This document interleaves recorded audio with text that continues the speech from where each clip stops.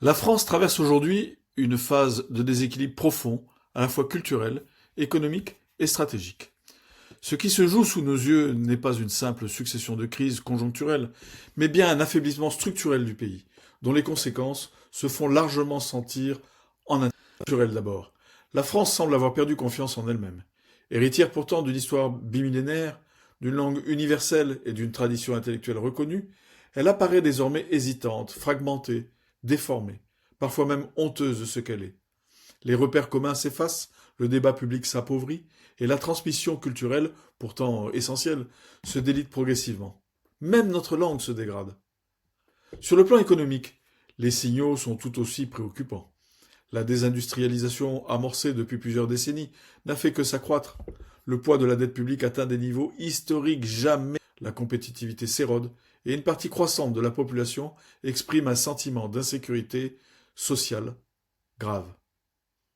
Derrière les discours rassurants, la réalité est celle d'un pays qui peine à produire, à exporter et à se projeter dans l'avenir avec confiance, qui peine à s'entendre avec lui-même.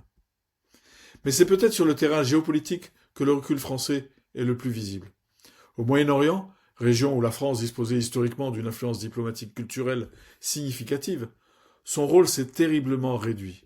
Là où elle était autrefois écoutée et respectée, elle semble aujourd'hui marginalisée, souvent alignée, rarement décisive. Ce recul n'est pas uniquement le fruit de rapports de forces extérieures. Il résiste et d'une difficulté croissante à défendre des intérêts nationaux clairement définis. À force de vouloir ménager tous les acteurs et de montrer son absence de stratégie, la France donne parfois le sentiment de ne plus peser réellement sur les événements. En outre, son alignement sur les États-Unis, de préférence avec les démocrates, lui fait perdre de plus en plus son indépendance.